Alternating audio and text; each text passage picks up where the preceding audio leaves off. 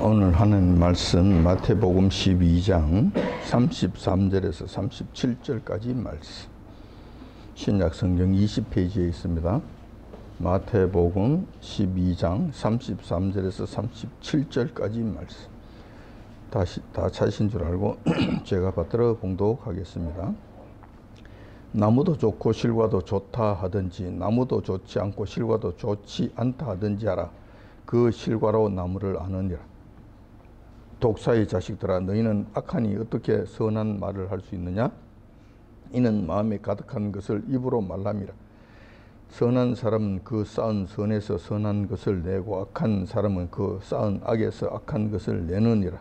내가 너희에게 이르노니 사람이 무슨 무익한 말을 하든지 심판날에 이에 대하여 신문을 받으리니 너 말로 어렵다 함을 받고 내 말로 정잠을 받으리라. 아멘. 본문 말씀을 중심으로 해서 마음에 가득한 것을 입으로 말함이라 라는 제목으로 말씀을 나누고자 합니다. 우리는 매일같이 수많은 말을 하면서 살아갑니다. 우리의 삶에 있어서 말이 없다는 것은 상상할 수도 없습니다. 하도 말을 많이 하니까 침묵은 금이다라는 교훈까지 생길 정도가 되었습니다.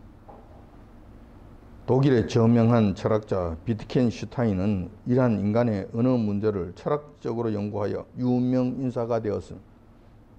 인간은 누구나 의사 전달을 하면서 살아가는데 그 의사 전달 방법이 아주 오묘하다는 것입니다. 이러한 사실을 체계적으로 분석 정리한 것이 바로 비트겐슈타인의 언어 분석 철학입니다. 언어 분석 철학이라고 하니까 아주 거창해 보이는데 사실 내면을 들여다보면 별것 아닙니다. 같은 말이라도 그때그때 상태, 분위기, 환경, 감정 여하에 따라 전달하는 의미가 달라진다는 것입니다. 제가 만약에 이렇게 했다면 이 의미가 무엇인가? 이 그냥 했을 때는 그냥 똑똑이라는 소리고 뭐 그러네, 뭐 잡소리겠네. 하지만 내가 여러분들이 떠들고 이렇게 뭐 웅성웅성 할 때 제가 만약에 여러분들 쳐다보면서 이렇게 했다면은 이 떠들이는 소리가 나를 쳐다보라는 의미로 여러분들에게 전달된다는 거예요. 자, 이런 것들을 철학적으로 잘 정리를 해 놓은 거예요. 뭐 대단한 것 같은데 별것 아니라는 것이죠.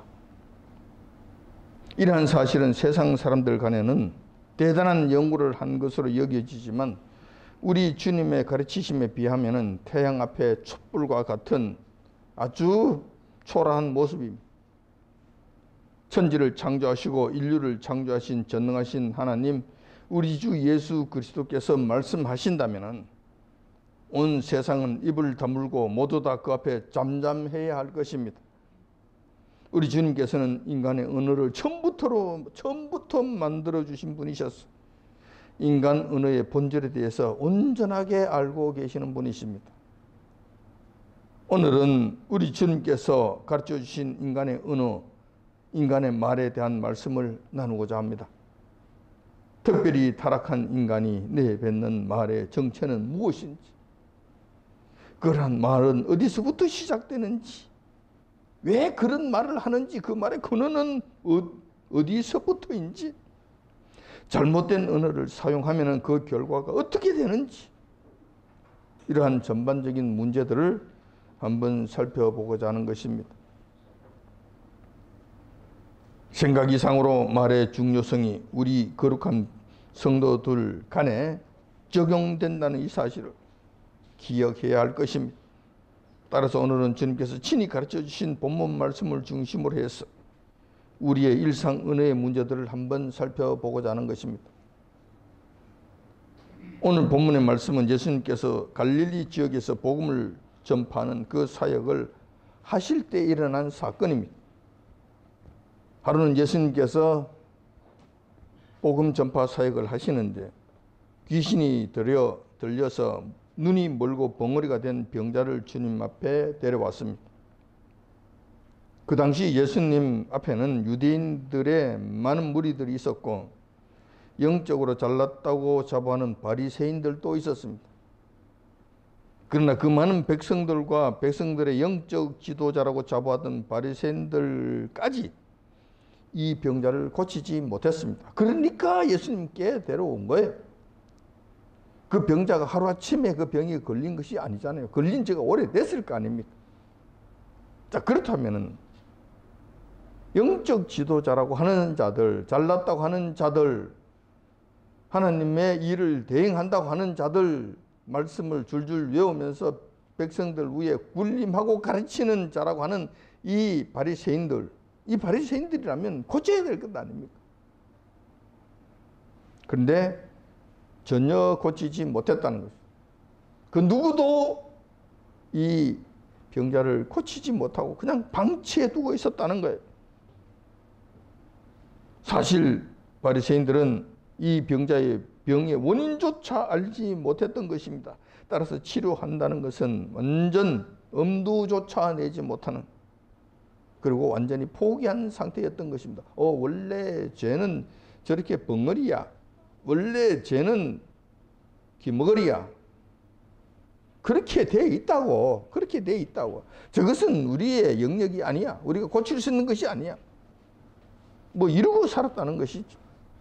그리고 그것을 동네 사람들에게 바리새인들이 확실히 다 각인을 시켜줬고 그렇게 살아왔다는 것이죠. 그런데 이 병자의 관계자들이, 그럼 부모나 가족들이 되겠죠. 예수님의 그 신통방통한 그 일들을 보고 예수님 앞에 이 병자를 데리고 왔던 거예요. 예수님께서는 이 병자를 보시는 순간에 병의 원인을 완전하게 꿰뚫어 보십니다. 즉 귀신이 들어서 기머리가 되게 하고 이어서 말 못하는 벙어리가 되게 하였다는 이 사실을 단번에 알아보셨다는 것입니다. 단번에 알아차리셨다는 것입니다. 그래서 이번에는 그 병자에게 귀신이 떠나갈 것을 명하시게 됩니다. 그전에는 눈이 안 보인다고 할 것 같으면 침을 발라서 병자의 눈에 침을 발라서 이렇게 어루만져 주시고 이렇게도 하시고 했는데 이번에는 그런 일을 전혀 하지 아니하시는 거예요. 그리고 그냥 이 귀신아 떠나가라 예수님께서 명하시는 거예요. 이 병자를 고치는 이 부분에 있어서 예수님께서 하신 일들은 그때 당시는 기상천외한 방법이었죠. 도무지 이해를 할 수 없는 그런 특이한 방법으로 이 일들을 해결하신 거예요. 그러니까 예수님의 명령을 받은 귀신은 즉시 떠나갑니다. 그러자 그 병자는 고침을 받아 완전한 상태가 되었던 것입니다. 예수님께서 이런 기적을 행하시면 대체적으로 두 가지 반응이 나타나게 됩니다. 하나는 긍정적인 반응, 하나는 부정적인 반응. 아무리 좋은 일을 해도 마찬가지예요. 우리 주님께서 하나님이신 우리 주님께서 이 땅에 오셔서 정말 이렇게 귀한 일을 행하셨는데도 불구하고 꼭 안티 세력은 있는 거예요. 회방하는 자는 있는 거예요. 헐뜯는 자는 있는 거예요. 마치 우리나라 정부 관계자들을 보는 것 같아요. 여의도에서 행하는 그 정치인들이 하는 짓거리들을 보는 것 같아요. 도무지 할 말이 없을 것 같고 이거는 도무지 칭찬해야 될, 이것으로 끝나야 될 이런 명확한 일까지도 어떻게 하면 그렇게 시비를 거는지, 못된 말을 하는지 정말 탁월하다고 생각됩니다. 탁월하다고 생각됩니다. 이때도 똑같은 일이 벌어졌던 거예요. 긍정적인 반응을 보인 자들은 지극히 정상적인 반응으로서 이 사실을 본 백성들이 이렇게 이야기합니다. 이분은 다윗의 후손이었다. 다시 말해서 구약에서 바리새인들이 가르쳐줬던 그 구약의 말씀을 따라 알고 있었던 그 성경적 지식에 의해서 하나님께서 우리에게 다윗의 후손이라는 그 메시아를 보내주신다고 하셨다.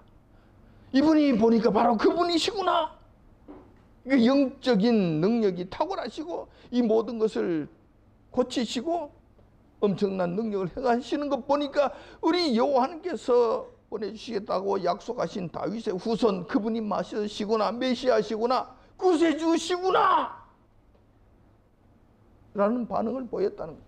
거의 우리 주님을 제대로 알아보고 우리 주님이 구세주시라는 것을 그들은 고백을 하게 됐다는 거예요. 아주 정상적인 방법이에요. 근데 반면에 이 바리새인들은 그렇지 않았다는 것입니다. 예수님께서 행하신 지극히 선하시고 신적인 이 사역에 대해서 아주 독한 말로 예수님을 모독했다는 거예요. 지독하게 악한 반응을 보였다는 거예요. 그 어떤 것으로도 흠 잡을 수 없는 일일 것 같은데 이놈들은 그랬다는 거예요. 이놈들은 그랬다는 거예요. 바리새인들의 반응은 이러한 것입니다. 여러분들이 한번 생각해 보세요. 예수님께서 이런 기적을 행하셨다고 할 것 같으면 이거 무엇으로 트집을 잡을 것인가? 무엇으로 흠을 잡을 것인가? 여러분들이 한번 생각해 보시라고. 아무리 생각해도 흠을 잡을 수 있는 건더기가 없을 것 같아요. 이게 정상입니다. 그런데 이놈들은 그렇지 않은 거예요. 뭐라고 트집을 잡았냐 할 것 같으면은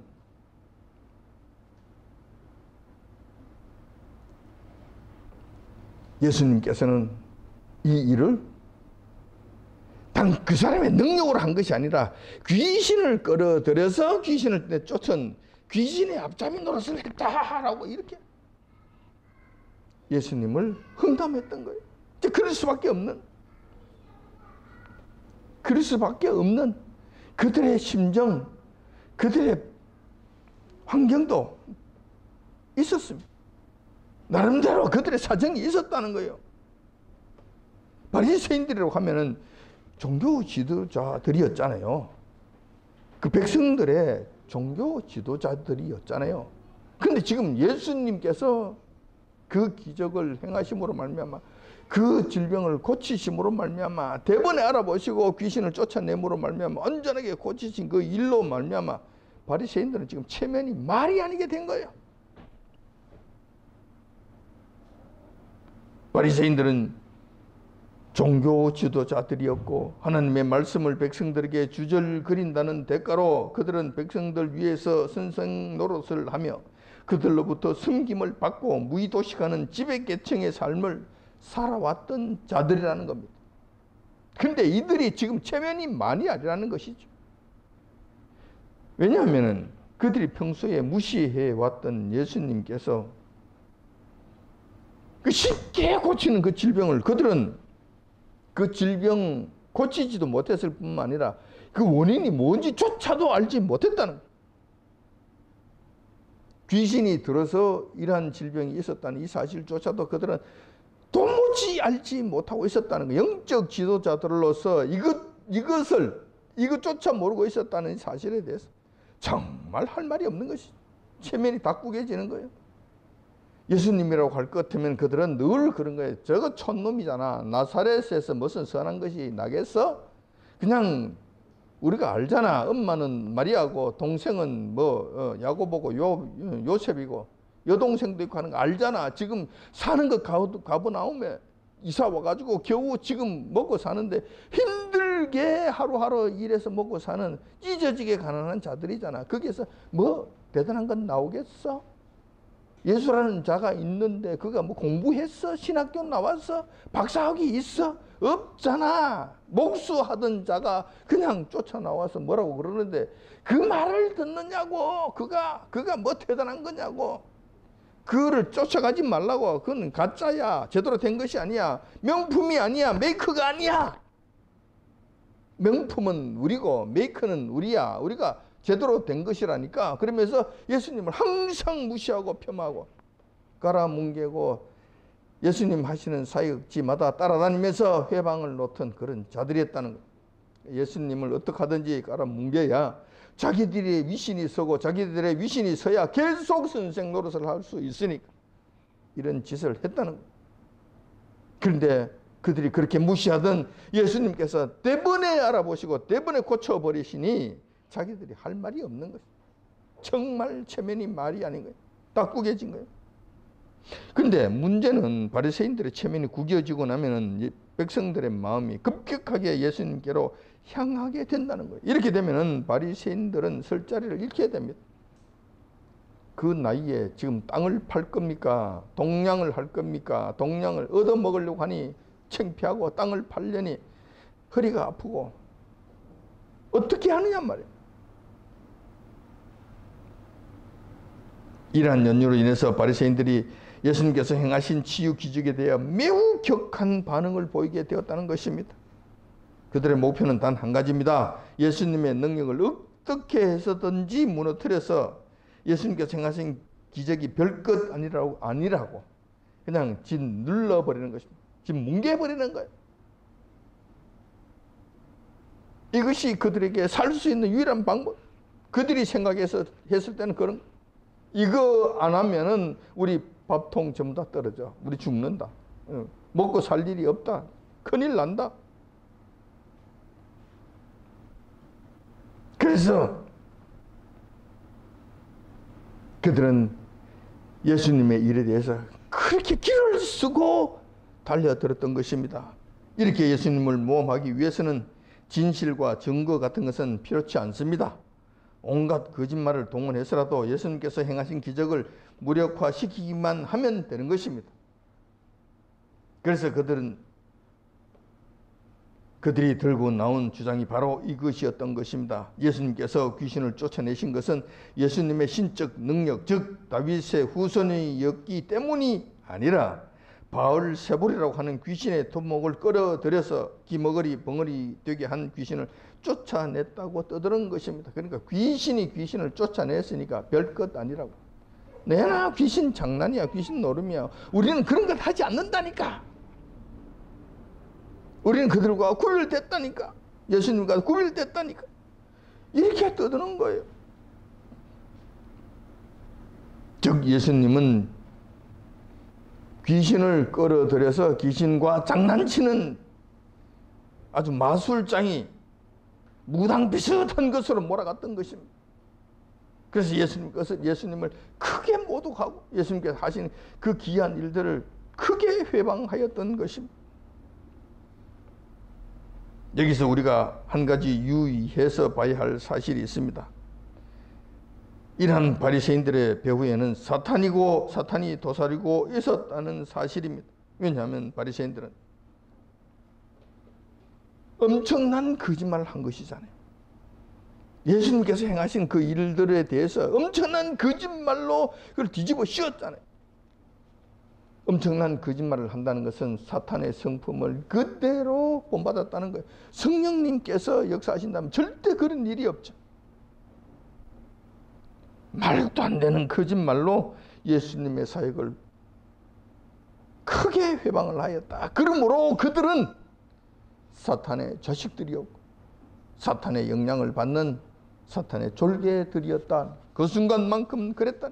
확실한 사탄의 사명자로서의 그 사명을, 그 일을 감당했다라는 것입니다. 그래서 우리 정말 조심해야 됩니다. 큰 거짓말로 상대방을 비방하고 상대방을 억울하게 한다면은 그 순간 나는 지금 사탄의 조종을 받고 있는 사탄의 하수인은 아닌가 정말 생각해 봐야 되는 거예요. 조심해야 된다는 것입니다. 바리새인들의 악의에 찬 모함에 대해서 예수님께서는 바리새인들의 실체를 드러내 보이십니다. 먼저 예수님께서는 내가 바알세불을 힘입어서 귀신을 쫓아냈다고 하면은 너희들은 어떻게 된 것이냐? 너희들도 귀신을 쫓아낼 때가 있었지 않느냐? 그러면 그때는 어떻게 해서 이 귀신들을 쫓아냈느냐? 너희들도 바알세불을 힘입어 귀신을 쫓아냈다는 것 아니냐? 그것을 지금 너희 말로 지금 증명하는 것 아니냐? 예수님께서 매우 지혜롭게 그들을 대받아 치신 것입니다. 그러므로 그들의 거짓말을 폭로하고 그들의 위선적인 가면을 벗겨버렸었던 것입니다. 그렇지 않다는 것. 너희들도 귀신을 불러서 귀신을 쫓아낸 것이 아니라면 나도 그렇게 한 것이 아니야. 그러니까 너희들 지금까지 한 거짓말 한 것 아니야. 왜 이런 거짓말을 한 거냐? 왜 나를 이렇게 모함하느냐? 왜 나를 이렇게 억울하게 만드느냐? 왜 나의 사역을 이렇게 회방하느냐? 너희들은 정체가 뭐냐? 너희들의 정체가 뭐냐? 너희들의 정체를 내가 지금부터 내가 온전히 드러내 보이겠다 말씀하신 거예요. 그러시면서 너희들은 비록 귀신을 내쫓는 능력이 없기 때문에 바울세볼의 힘을 빌릴지 모르지만, 빌려서 했을지 모르지만 나는 그렇지 않다.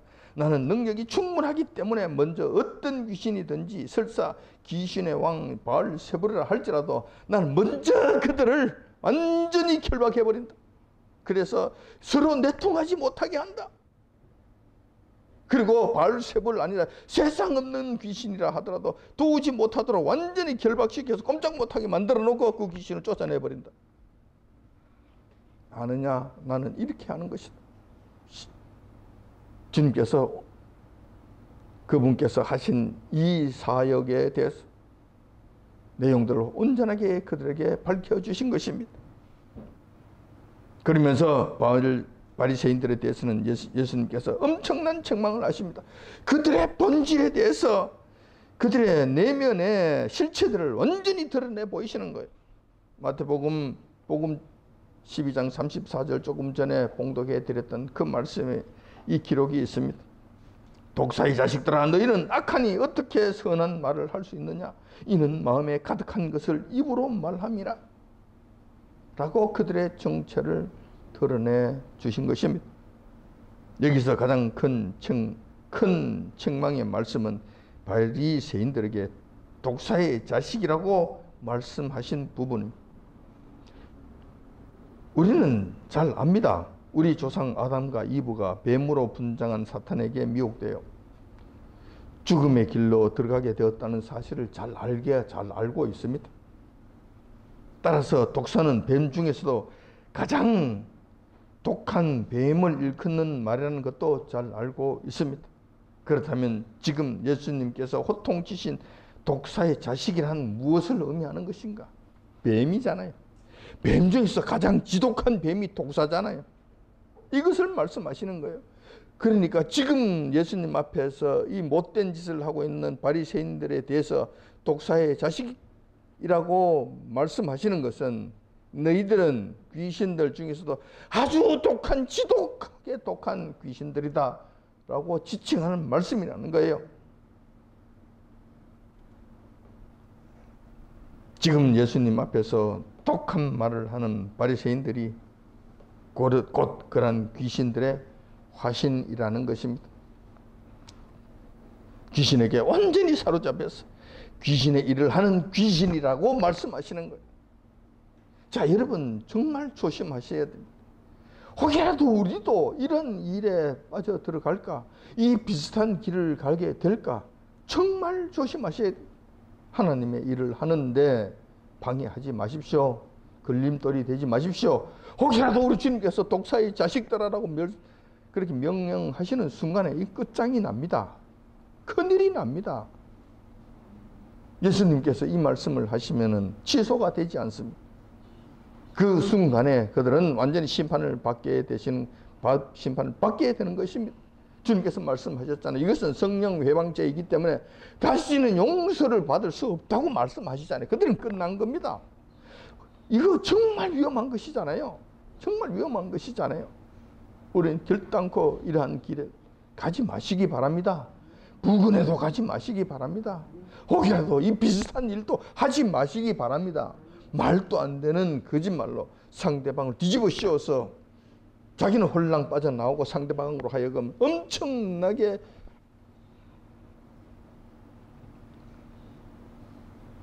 그런 기분이 나쁘고 분하게 하고 마음 상하게 하는 이런 일들을 하면 안 된다는 거예요. 이렇게 하시면 안 된다는 거예요. 예수님께서는 그러시면서 바리새인들의 속 내면을 그대로 폭로하셨습니다. 그것이 바로 바리새인들이 내뱉는 말에 관한 것이었습니다. 자, 왜 예수님께서는 그들에게 독사의 자식들이라고 말씀하셨는가? 이렇게 그들에게 저주를 하셨는가? 그들의 말 때문에 그렇다는 것입니다. 그들에게 나타난 말 때문에 그렇게 되었다는 것입니다. 예수님께서는 인간들의 말의 속성에 대해서 친히 말씀해 주셨습니다. 이 사건을 기하로 친히 말씀해 주신 거예요. 말은 그냥 아무렇게 나오는 것이 아니라는 것입니다. 반드시 말이라고 하는 것은 마음 속에 담아놓고 있던 것들이 기회를 봐서 입을 통해 나온다는 것입니다. 우리는 사람들의 마음을 알지 못해요. 열길 물길 속은 알아도 한길 사람 마음 속은 알 수 없다고 말씀하신 그런 속담을 우리는 알고 있습니다. 정말 그래요. 알 수 없습니다. 그런데 알 수 있는 방법이 있어요. 우리 주님께서 가르쳐 주신 거예요. 그 사람이 하는 말을 통해서 그 마음의 심령을 알 수 있다는 거예요. 그 마음을 알 수 있다는 거예요. 완전히 다 알 수는 없지만 일정 부분 우리는 알 수 있다는 거예요. 짐작할 수 있다는 거예요. 왜냐하면 마음속에 있는 것이 입으로 나오니까. 그 말하는 것을 잘 관찰해 보면은 그 사람의 지금 마음이 어디에 가 있는지, 무엇을 중요하게 여기는 것이, 그 심령에 무엇이 가득 차 있는지 대충은 우리가 알 수 있다는 것입니다. 그렇기 때문에 평소에 악한 마음을 품고 있던 자들은 어쩔 수 없이 악한 말이 대화 중에 나오게 됩니다. 반대로 평소 선한 마음을 가진 자들은 자기도 모르게 선한 말이 나오게 되어 있다는 것입니다. 입버릇처럼 입만 열면 욕을 하는 사람이 있습니다. 그 사람은 마음속에 그 욕을 가득히 담고 있는 거예요. 저는 그것을 직접 경험을 합니다. 직접 경험을 해요. 이 세상 돌아가는 것 보고 이 악한 정치인들이 행하는 것을 보면은 속에서 열불이 나잖아요. 욕이 속에서 그냥 들끓듯이 막 끓어오르는 거예요. 그들을 저주하는 말이 마음속에서 막 끓어오르는 거예요. 이럴 때 되면 나도 모르게 한 번, 한두 번씩 그냥 욕이 막 나오는 거예요. 어쩔 수 없이 막 나오는 거예요. 목사 입에서 욕이 나오면 안 되잖아요. 어떠한 경우가 있어도 욕을 하면 안 되잖아요. 근데 나오는 걸 어떻게 해? 내 마음속에 그것을 부글부글 끓으니 어쩔 수 없이 한 번씩 그냥 툭툭 자기도 모르게 나오는 거예요. 그때마다 생각하는 것이죠. 내가 왜 이럴까?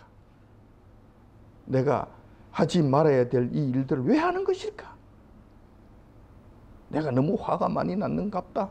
그러면 안 되는데 이 정도 생각했는데 오늘 본 말씀을 보니까 아 그렇구나. 내가 그동안 그 욕을 많이 담고 있었구나. 내 속에 담고 있었더니만 자기도 모르는 사이에 한 번씩 나도 모르게 그 욕이 그냥 입 밖으로 나왔구나. 알게 됐다는 거예요. 저도 이 말씀을 통해서 알게 됐다는 거예요. 반대로 평소에 선한 마음을 꼭 갖고 있었다면, 그 악한 자들을 보면서 긍휼한 마음을 갖고 있었다면 저 불쌍한 심령들 용서해 주옵소서. 저 악한 자들 불쌍히 여겨 주옵소서. 제가 만약에 이런 마음으로 가득 차 있었다면 욕을 했겠는가? 욕이 안 나왔겠죠.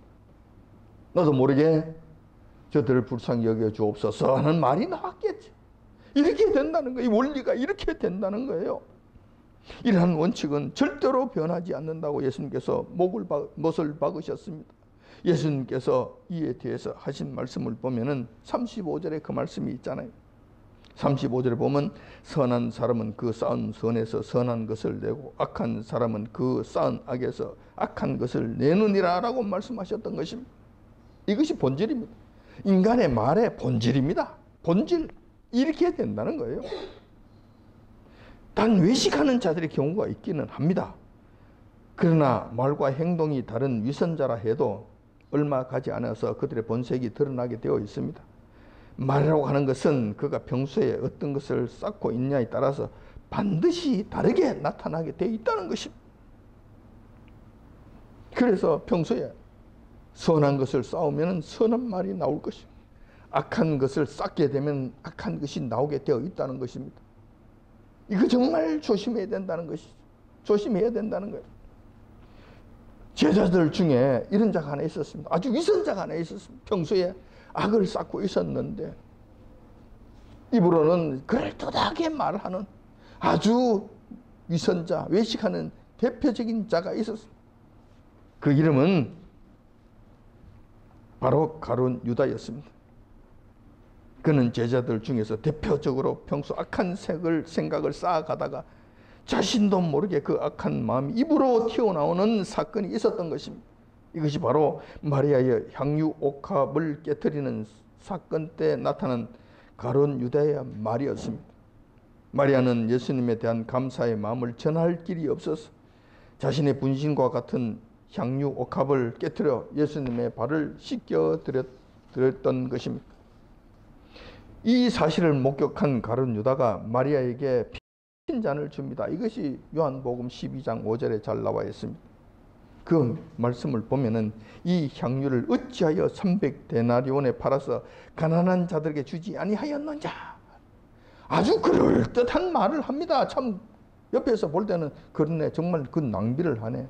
그 큰 돈을 그렇게 낭비를 하느냐. 그것을 가난한 자들에게 나누어 준다면 얼마나 큰 보람이 있겠는가라고 이야기를 한단 말이에요. 명분이 분명합니다. 그 말을 그냥 옆에서 보면은 흠잡을 데 없어요.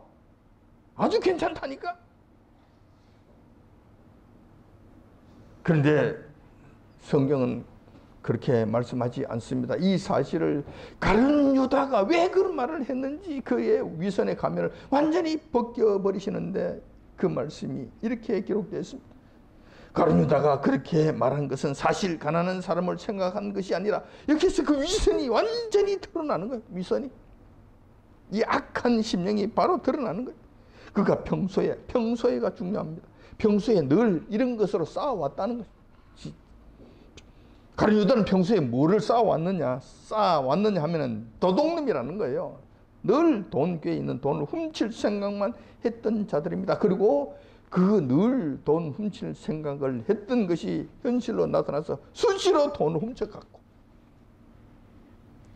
그래서 그는 날마다 도둑질하고자 하는 마음으로 가득 차 있었다는 거예요. 그렇기 때문에 이 300데나리온을 하는 이 향유 옥합, 여기에서 이 돈이 내 돈깨에 들어오면은 내가 똥칠 수 있을 것인데, 저 아까운 거, 이게 본질이라는 거예요. 이게 본질.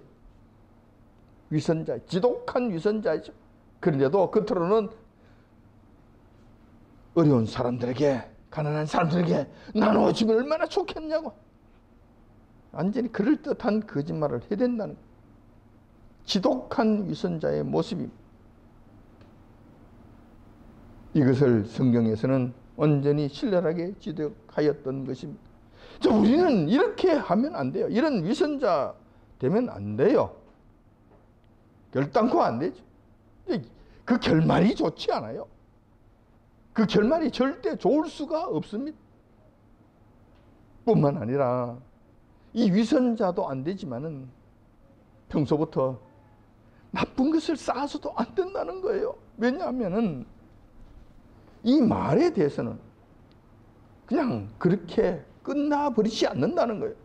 우리가 그저 아무렇게나 말하고 난 다음에는 시간이 지나면 자연스럽게 잊혀버리고 그러면은 끝나는 것으로 생각하기가 쉽습니다. 언제 뭐 서로 잊어버렸는데, 뭐 까맣게 잊어버렸는데, 이제 풀어. 이제 시간도 오래됐고 하니까 이제 잊어버려. 여러분, 그렇게 되는 것이 아니라는 거예요. 저도 이 오늘 본문 말씀을 통해서 새로 깨달았습니다. 절대 그렇지 않다는 거. 성경에서는 그렇지 않다고 아주 강하게 경고하십니다. 이 사실은 예수님께서 친히 말씀해 주셨습니다. 이게 36절, 37절에 있는 말씀이잖아요. 사람이 무슨 무익한 말을 하든지 심판날에 이에 대하여 신문을 받으리니 내 말로 어렵다함을 받고 내 말로 정죄함을 받으리라. 무슨 말씀입니까?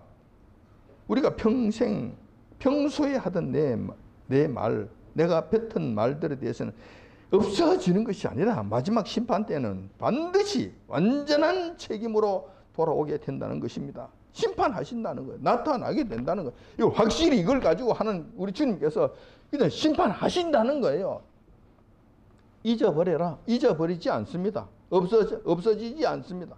남아있습니다. 이 기록이 항상 남아있다는 거예요. 언제까지? 영원 심판받을 때까지 그대로 지워지지 아니하고 없어지지 아니하고 그대로 존재하고 있다는 거예요. 인간의 기억에서 비록 잊어버렸을지 모르지만 없어지지 아니한다. 우리 주님의 심판대 앞에서는 이것이 그대로 다 드러난다. 그래서 어떠한 무익한 말, 거짓말 아니라 거짓말을 한 것은 말할 것도 없고 쓸데없는 말까지도 반드시 거기에 대한 책임 추궁을 하신다. 예수님께서 말씀하셨던 것입니다. 이거는 얼마나 위중한 결과입니까? 얼마나 무서운 말씀입니까? 근데 또 이 말씀으로 인하여 우리는 또 큰 기회를 가질 수 있습니다. 왜냐하면 선한 말을 많이 할 것 같으면 선한 말씀에 대한 보답도 있을 것이니 보상도 있을 것이니 이것 또한 기회가 되는 것 아닙니까? 다행히 선한 말을 했다면, 남을 살리는 유익한 말을 했다면 그에 따른 상급을 받게 될 것입니다. 그러나 악한 말로 이웃에 상처를 주거나 실족해 했다면 엄중한 처벌을 각오해야 한다는 것입니다. 결단코 예외가 없으며 결단코 우리의 말이 소멸되지 않는다는 것입니다. 이걸 기억하시기 바랍니다. 기억하셔야 하는 거예요. 그렇다면 우리는 지금 어떻게 해야 할까? 특별한 비법이 있나? 비법이 없습니다. 우리가 선한 말을 하며 살 수 있는 방법은 특별한 비법이 있는 것이 아닙니다. 비법이 있는 것이 아닙니다. 무조건 선한 말을 해야 한다는 것입니다. 무슨 무익한 말이나 바리새인들처럼 악한 말, 거짓말, 주님을 해방하는 말, 이웃을 미워하는 말은 결코 하지 말아야 되는 것입니다. 혓바닥을 깨물고서도 하지 말아야 되는 것입니다. 특별히 할 말이 없다면 가만히 있는 것이 오히려 도움이 되는 거예요. 이것도 저것도 아니니까 심판받을 일은 없잖아요. 그렇다면 평소에 선한 말을 하는 것이 관건인데 선한 말을 한다는 것이 그것이 쉬운 일인가? 이게 잘 안 되잖아요. 그래서 그러면 평소에 선한 말을 하면서 살아야 되는데 어떻게 하면 선한 말을 하면서 살 수 있는가? 비법이 없습니다. 특별한 방법이 없습니다. 선한 말을 하기 위해서는 평소부터 선한 마음을 가져야 한다는 것입니다. 이것 밖에 다른 방법이 없다는 거예요. 그리고 그 선한 마음을 계속 마음속에 쌓아야 한다는 것입니다. 한번 들어왔다가 나가버리고 악한 마음으로 가득 쌓아진다면 이 선한 마음이 숨 쉴 수 있는 곳이 어디 있겠습니까? 안 되죠. 악한 마음은 점점 더 내버리고 선한 마음으로 계속 쌓아가야 된다. 계속 쌓아가야 된다는 거예요. 이것만이 선한 말을 하면서 살 수 있는 유일한 방법. 반대로 악한 마음이나 악한 생각은 즉시 물리쳐서 내 마음속에 자리 잡지 못하도록 해야 한답니다. 이것이 비결이라면 비결입니다. 이렇게 되었을 때 우리는 나도 모르게 자연스럽게 선한 말이 우리 입에서 나오게 되는 것입니다. 그래서 다윗은 늘 이렇게 기도하였던 것입니다. 시편 51편 10절에 보면은 하나님이여 내 속에 정한 마음을 창조하시고 내 안에 정직한 영을 새롭게 하옵소서. 항상 이런 기도를 하였던 것입니다. 나의 부귀영화 내 잘되는 것 이것을 구한 것이 아니라 내 마음을 항상 정결하게 해달라고 선한 마음으로 늘 가득 차게 해달라고 늘 주님 앞에 간구하였던 것입니다. 다윗이 몰라서 이렇게 했겠습니까? 다윗이 악해서 그렇게 했겠습니까? 다윗이 할 일이 없어서 이런 기도를 했겠습니까? 이것이 너무 중요하기 때문에 그런 기도를 했던 것입니다. 또한 솔로몬의 잠언에도 보면은 그렇습니다. 솔로몬 잠언 4장 23절에도 이렇게 기록되어 있습니다. 무릇 지킬 만한 것보다 더욱 내 마음을 지키라. 생명의 근원이 여기서 남이니라 라고 강조하셨던 것입니다. 그렇습니다. 죽고 사는 문제가 내 마음에 무엇을 쌓느냐에 따라서 결정된다는 거예요. 평소에 선한 마음을 쌓으면 선한 결과로 나오게 될 거예요. 평소에 악한 마음을 쌓으면 그것으로 인해서 그는 결국 멸망당하게 될 것입니다. 정말 죽고 사는 일이 거기에서부터 갈라지게 된다는 사실을 기억하시기 바랍니다. 아무쪼록 말을 하지 않고는 살 수 없는 세상에 우리는 살고 있습니다. 눈만 뜨면 말을 해야 하는데 늘 선한 말만 할 수가 없어서 늘 마음이 무겁습니다. 어쩔 수 없습니다. 비법은 없습니다. 선한 말을 하기 위해서는 항상 우리의 마음부터 가꾸고 다듬고 선한 것으로 채워야 한다는 사실을 생각하셔야 됩니다. 그리고 이것을 실천하셔야 됩니다. 그때마다 악한 마음이 들어올 때마다 악한 마음은 주님의 이름으로 제하여 버리시기 바랍니다. 뿌리채 뽑아서 내던져 버리셔야 됩니다. 그리고 주님 앞에 내 이 마음을 기경하여 주옵소서. 더러운 것으로 더러운 것으로 그들로 내 마음에 자리 잡지 못하게 기경해 주옵소서. 이렇게 간구해야 된다는 것입니다. 그렇게 해서 이 선한 말만 하면서 살아가므로 최소한 선한 말만 온전히 할 수 없다면 말의 실수라도 줄여서 우리 주님의 성품에 참여하시는 저와 여러분들이 다 되시길 야친 주님의 이름으로 축원드립니다. 기도하겠습니다.